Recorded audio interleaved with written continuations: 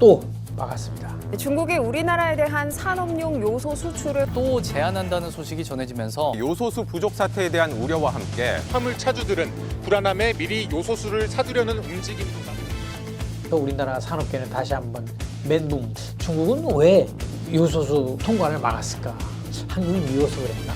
올해 3월 5일 리커창 총리가 세 가지의 중국 산업 정책의 큰 흐름을 제시를 해요. 거기에 이번 요소수 사태의 진실이 담겨 있다.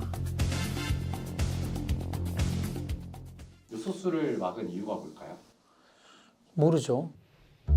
수고하셨습니다. 중국의 그 속뜻이 어디 있는지는 저로서 알 수 없습니다만 올해 3월 5일 당시 총리였던 리커창 총리가 전인대회에 출석해서, 전인대는 우리나라의 의회, 국회 같은 기구예요. 출석해서 2023년 정부 업무 보고를 하는데요. 거기에서 어떤 리커창 총리가 세 가지의 아주 중요한 올해 추진해야 될 중국 산업 정책의 큰 흐름을 제시를 해요. 저는 그 리커창 총리가 제시했던 그 세 가지 큰 흐름, 거기에 이번 요소수 사태의 진실이 담겨 있다라고 생각을 해요. 세 가지 큰 흐름이 뭐냐 하면, 그 첫 번째가 뭐냐면 발전과 안전의 병행이에요. 그러니까 산업 정책을 추진하면서 반드시 안보를 함께 고려하겠다라는 뜻이에요. 그러니까 2022년 초 중국 정부가 중국 히토류 그룹이라고 하는 국유기업을 발족을 시켜요. 히토류 관련 두 개의 큰 국가 기관, 연구기관을 합쳐서 히토류 집단이라고 하는 회사를 만드는데, 근데 이제 이 뜻은 뭐냐면, 히토류가 이제 우리가 다 알다시피 중국의 어떤 전략 물자란 말이죠. 그런 전략 물자에 대해서는 정부가 나서서 수급을 통제하고 개발을 통제하고 또 수출을 통제하고 이런 거를 정부가 나서서 하겠다라고 하는 뜻이죠. 발전과 안전의 병행이라고 하는 이 구도에서는 국가는 이런 어떤 특정 물자, 자원, 어떤 안보가에 영향을 미치는 전략적 그런 산업, 물품에 대해서 수출 통제 개입도 아주 자주 빈번히 일어날 수밖에 없을 거예요. 그것이 이번에 요소수 사태에 나타나는 것이고, 또 기존에 우리가 봤던 갈륨이나 아니면 마그네슘이라든가 흑연이라든가 중국이 전략 물자라고 해서 수출을 통제해왔던, 관리해왔던 이런 물자가 많이 있잖아요. 그것이 다 이 같은 구도하에서 나온 정책적 조치라는 것이죠. 리커창 총리가 얘기했던 두 번째는 공급망의 강화 및 보완이에요. 중국어로는 이제 장리엔 불리안이라고 이렇게 얘기를 하는데, 국가가 핵심 물자에 대한 공급망 관리에 나서겠다라는 것이죠. 근데 사실 지금 미국과 중국은 GVC, 그러니까 글로벌 밸류체인 전쟁을 지금 벌이고 있어요. 미국은 서방의 밸류체인에서 중국을 몰아내겠다, 이런 의도를 가지고 있고, 중국은 중국 나름대로 중국을 중심으로 한 독자 글로벌 밸류체인을 다시 짜겠다라는 의도를 가지고 있단 말이죠. 그래서 이 두 의도와 정책이 지금 부딪혀가지고 세계 글로벌 밸류체인을 지금 많이 단절시키고 와해시키고 불절시키고 이런 상황인데, 중국으로서는 핵심 공급망이 예를 들어서 반도체다. 미국의 어떤 그 제재로 인해서 반도체 공급망이 지금 와야 될 것 같다라고 생각된다면, 국가가 적극적으로 개입을 해서 펀드를 맺는다거나 아니면 기술을 개발해 여러 기관들을 다시 모은다거나 이런 식으로 해서 망가진 공급망을 다시 복구시키겠다라는 것이죠. 이러한 공급망 관리의 의지가 이번 요소수 사태에도 투영이 돼 있다라는 거죠. 자, 세 번째 흐름은 신형 거국 체제예요. 거국 체제가 뭐냐면, 한마디로 말하면 국가 총동원령이에요.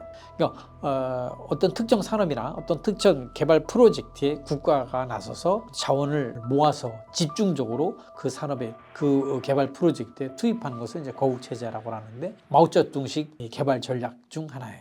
근데 그 앞에 신형이란 말을 붙였어요.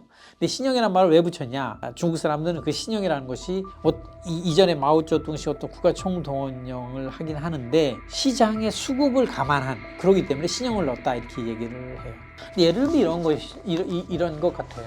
중국이 민항기를 만드는 나라예요, 사실은. 중국이 만든 민항기가 C919라고 해서 중국 샹페이라고 하는 회사가 만들었어요. 포동에 있는, 상하이 포동에 있는 회사인데 C919라고 하는 민항기를 만들면서 중국은 그 민항기와 관련된 그런 그 기존의 제작 기업 또는 연구기관 또 학교 일반 항공사 이런 관련 업종이라든가 관련 기관들을 다 모아서 그 C919라고 하는 민항기를 개발하는데 총력을 기울인다라는 것이죠. 근데 그게 뭐 신형 고국 체제 한 예로 이제 많이 거론되고 하는데 결국 이 신형 고국 체제라는 것은 중국이 어떤 기술을 개발하기 위해서 특정 어떤 기술에 있어서 도약을 위해서 어마어마한 어떤 자원이 필요하고 인재가 필요하잖아요. 이런 걸 국가가 나서서 집중시키는 역할을 한다라는 게 결국 신형 거국 체제의 참 뜻이라고 할 수 있겠습니다. 물론 이것은 요소수 사태와는 뭐 직접적으로 좀 거리가 있을 수 있겠습니다만 어쨌든 중국이 추진하라고 하는 이런 큰 산업 정책의 큰 흐름이 경제와 안보,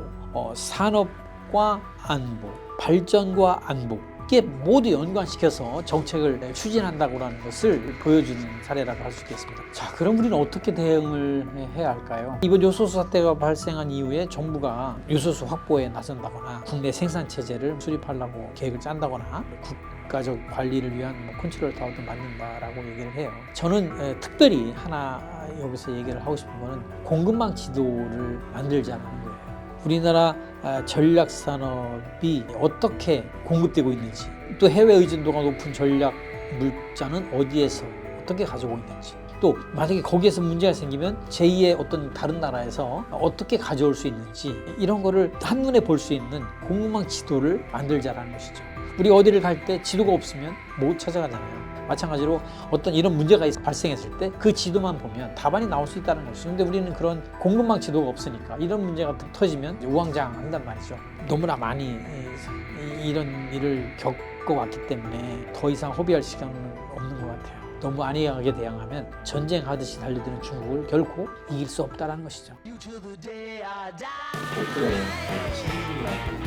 한국 사람은 나보고 친중 인사라고 그러고 중국 사람은 나보고 반중 인사라고 그러고 내가 기술 중국의 기술 자립이 정말 빠르게 진행되고 있고 뭐 이렇게 얘기하면 저거 친중파네? 근데 나는 기본적으로 중국을 있는 그대로 보자는 거야. 중국을 정확하게 알자. 그러니까 우리가 이거 지금 뭐 영상도 찍고 기사도 쓰고는 하는 거지.